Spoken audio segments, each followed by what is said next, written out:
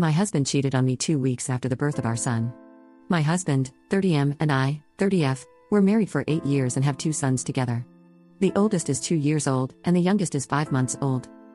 It all started when my husband started picking up more and more overnights at work, even after promising while I was pregnant with my older son that he would ask his boss to lessen the workload since we're having a baby soon. He used to FaceTime me while he was on his overnight trips, but after the birth of our older son, that stopped completely. Also, when we visit my family, who live 3 hours away from us, my husband would leave their house early in the morning and wouldn't come back until late at night. It bothered my parents and me, but I let it go. After my son's birth, he would start petty arguments with me and constantly throw the divorce card around, saying that our marriage would be so much better if I wasn't depressed and anxious all the time. I went through severe postpartum depression and anxiety after the birth of my son due to infertility and miscarriages prior. I would cry and beg him not to file for divorce and tell him that I would try to fix myself so we could have a happier marriage. He was never like this before having a baby, so I chalked it up to the stress and lack of sleep after a new baby, even though he never got up during the night nor really helped much with the baby. Fast forward to April, I received a Facebook Messenger call from a man I didn't recognize, and I'll never forget what he said to me. He told me my husband and his wife have been seeing each other for over a year, but he only recently found out. He found my husband's Facebook, which showed he was still married to me. That's how he was able to find me. I asked my husband if this was true, and he proceeded to just stare at me blankly, then said, "The marriage is over, sell the house." I later found out the woman he was cheating on me with lived less than 10 minutes away from my parents. That's where he was disappearing to when he left in the early mornings. I wailed and cried the entire night. The next day I called my dad and asked him to come pick me and my then 1-year-old son. I've been living with my parents ever since. Apparently, my husband and his affair partner were planning to leave each other's spouses and get married. I also found out that his affair partner is also illegal, so I'm sure she's only with my husband to get her green card. To make matters worse, shortly after leaving my husband, I found out that I was pregnant. Do you know what he said when I told him the news? He wanted me to abort the baby because it would be too expensive. Screw him. I went through with the pregnancy, and I now have an amazing 5-month-old. My husband was not in the delivery room and did not meet him until last week. He also did not ask me about how the pregnancy was going, how our sons were doing, or show any interest in them whatsoever. Back in November, I filed for divorce. I wanted sole custody of the kids since neither of them was ever left in his care for more than an hour, and I wanted 65% of the house. We live in an equitable distribution law state. I purchased the house with all of my savings, and I'm still paying the monthly mortgage even though I haven't been living at the house for more than a year. My husband said if he's forced to pay the mortgage, he will let it go to foreclosure. 1 week after my husband was served the divorce papers, I received an email from my lawyer's office that he's contesting the divorce. What? He's seeking half the house and 50% custody of the kids. He feels that paying $1,255 a month for 2 kids is too much money and that he has his own life to live as well. Meanwhile, he spends thousands of dollars a month on his affair partner. And the kicker?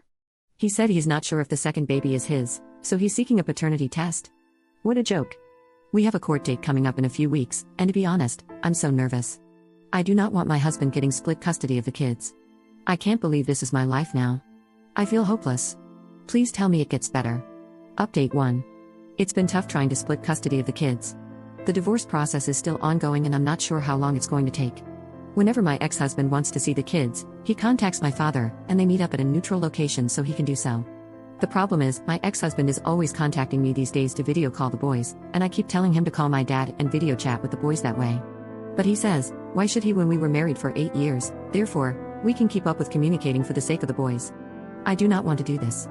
For one, when I left him a year ago, he would call and text me to harass me for leaving him and curse me out. My father nipped that in the bud and said any and all communication needed to go through him from then on. My ex-husband initially wanted me to meet with him to exchange the boys, but again, my father said absolutely not. Of course, I agree with my father as I do not feel comfortable meeting with him alone. Now my ex-husband keeps contacting me and says he will bring it up with his lawyer so that any and all communication needs to be between me and him going forward. They want to present this to the judge to approve. Is it wrong to not want to co-parent with my ex-husband and instead have everything channeled through my father? When I married him 8 years ago, I thought he was a wonderful, pious man who would always be there for his family. How things have changed since then, he is no longer that person, unfortunately. Update 2. Last night, my ex-husband called me, and I foolishly answered, thinking it was regarding our sons. He started making small talk, then eventually shifted to another topic about how our sons needed both parents in their lives, how he loved them so much, and wanted us to be together as a family. You get the picture. So then I told him no, you didn't love the kids. You threatened to quit your job to avoid paying child support, which was for the kids. You didn't meet our 5-month-old son until last month. You only saw our 2-year-old once every 6 weeks for 1 hour. And after our first son was born, you were barely home because you were too busy hooking up with your affair partner. You spent so much time cheating that I was taking care of our older son 100% of the time, alone, while also working full-time. Plus, the affair partner's husband reached out to me a couple of months ago to inform me that both my husband and his wife were very much still together. He went quiet after I said this, and then he mentioned that they weren't together anymore. So this is why he reached out. He was lonely. Mind you, my ex-husband barely had any family and no friends. Since the boys and I left, he had no one. So our sons and I were his backup plan. We were worth more than that. I'm also pretty sure he wanted us to be together only because of the financial support I was previously offering. Now that he was paying his own bills, it was too much for him. He just wanted to use me. I told him that if he had really wanted us to be a family, he should have always put us first. He should have never cheated, but it was too late for that now. I could tell he wanted to cry from the way his voice kept cracking. I was beyond the point of caring after what he put me through, and I ended the conversation by saying, "See you in court on Thursday." Update 3. Today, during the preliminary conference, the court attorney was present instead of the judge. She reviewed my ex-husband's tax return and calculated that he is supposed to be paying $1,430 in child support for our 2 kids, based on his earnings. He got so angry and said in front of everyone that he wasn't sure if our youngest son was actually his and wanted a paternity test to confirm. The court attorney laughed and then said that we're still legally married, so he is the child's legal father automatically. Then, my ex-husband said that it was a ridiculous amount of child support for 2 kids and that he was going to fight for 50-50 custody. The court attorney glared at him after he said this, and she looked like she was really holding herself back from reprimanding him. After a few moments of silence, the court attorney said that we need to put our home for sale immediately to free me from the mortgage. She told my ex-husband that he's responsible for coordinating with our realtor and getting the house ready for sale. To which he said that I should be the one to drive up 3 hours and deal with our realtor, not him.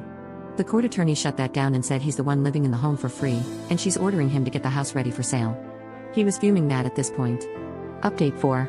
After our hearing, I've gotten a slew of texts from my husband over the last couple of weeks, which included, "I wish I never met you. I can't believe I have to do all the work with the house while you sit around and do nothing. Thank God you're out of my life. I can't wait for everything to be over. Mark my words, it'll be too late when you realize you want to get back together with me. Life is not fair sometimes, but time will take care of that." Then he texted me a picture of me wearing my engagement ring the day we got engaged 9 years ago, and then said, "This could still be you, but a woman like you can't keep a man." Lastly, he sent me a picture of a birthday gift I got him 2 years ago in the trash. Update 5. Within the past few months, the news of ex-husband's cheating and our separation trickled down to his extended family members, and I was honestly blown away at the fact that all of them enabled him and looked past his cheating. They said stuff like, "Ex-husband is a good person, men will be men. You should really think twice about divorcing him over this, kids need both of their parents together. If you're selling the house, where is ex-husband going to live? You already have a huge advantage living with your parents. Your boys will grow up to hate you for breaking up their family." For the past 9 years, my mother-in-law and sister-in-law always, without fail, wished me a happy birthday. This year they didn't. I even sent sister-in-law's kids birthday presents and made sure to call them and wish them a happy birthday. I did the same for sister-in-law and mother-in-law. That ends now, of course. My mother-in-law has not spoken to me for a year after I told her I would never get back together with her son. She's never met the baby, who's turning 9 months old next week. Needless to say, I've cut every single one of my ex-husband's family out of my life. No regrets. Their loss.